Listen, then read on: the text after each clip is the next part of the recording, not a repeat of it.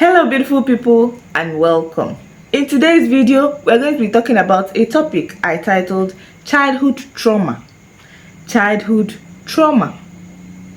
Trauma is a lasting emotional response that often results from living through a distressing event. We can all agree that while growing up, there are certain experiences that we had that help to shape who we are now as adults.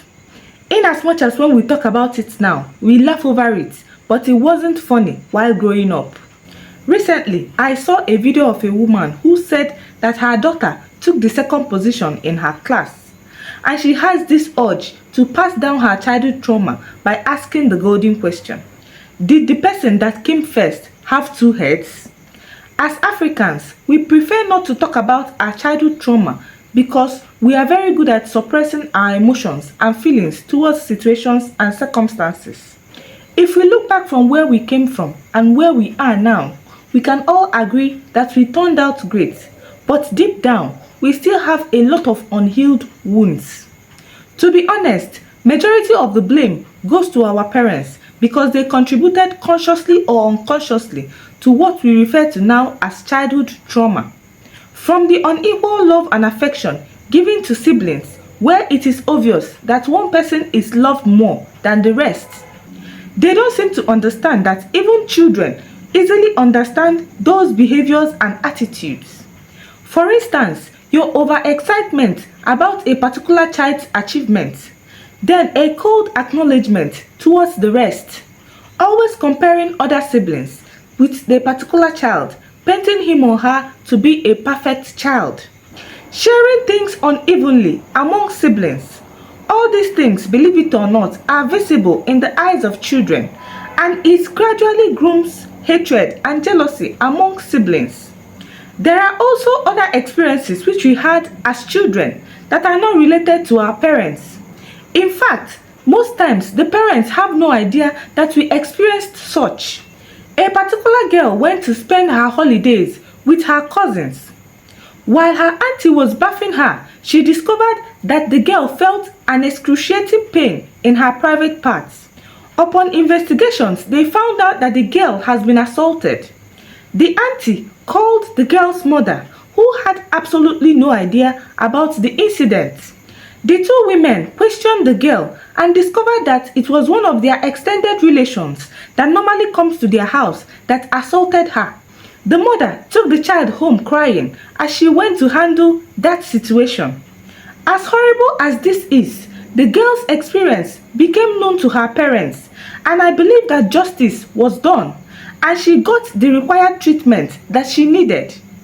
Some people are not so lucky, having to hide and live with such experience without telling anybody all their life.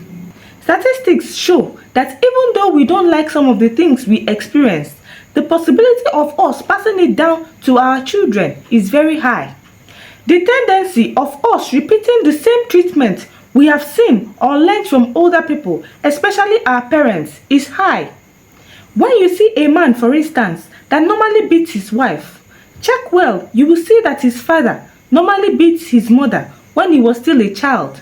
So how do we shield ourselves from passing down this childhood trauma to our children? Today, we are going to be looking at steps that can help us heal from our childhood trauma to avoid us passing it down to our children. The first one is to acknowledge your emotions. Acknowledge your emotions. Your healing starts with self-awareness. Recognizing how past events have shaped your feelings and actions towards things is your first step to recovery. Suppressing your emotion causes more harm than good, but your ability to accept that yes, I have mood swings, I always feel on the edge, I have low self-esteem, anxiety, emotional detachment, and sometimes I am depressed as a result of the events that happened in my life when I was a child. The second one is to identify those incidents. Identify those incidents. This is a process where you write out specifically those incidents that caused you to feel and behave the way you do now. Identifying those incidents help you to know exactly the root cause of your trauma. So you write out in a journal Every single bad event that has happened in your life, no matter how insignificant it might seem, events that made you feel less of yourself or made you to develop hatred or jealousy towards another person. The third one is self-compassion and forgiveness. Self-compassion and forgiveness. This involves acknowledging within yourself that what happened to you is not your fault and you have no reason to blame yourself for it.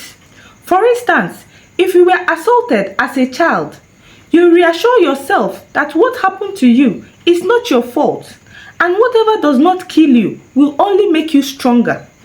Use that your experience to educate others from experiencing the same thing.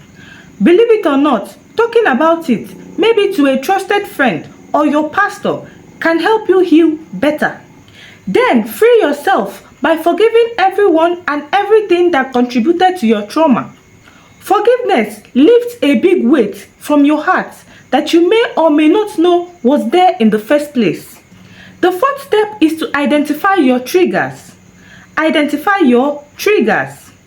It is good to find out those situations and circumstances that cause you to react out of your experience and find alternative ways of reacting to those situations. For instance, if you are someone that has experienced transfer of aggression from your parents, now as an adult, whenever you are stressed or frustrated, be it from work or any other place, you find a way not to transfer that aggression or frustration to any other person, especially your children. You can simply practice a breathing exercise to calm yourself down, or you lock yourself in a room for some minutes. The idea is to get yourself out of that emotion so you can handle issues in a clearer and a calmer attitude. The fifth step is to prioritize your prayer life. Prioritize your prayer life. God is the only one responsible in giving you absolute healing and peace.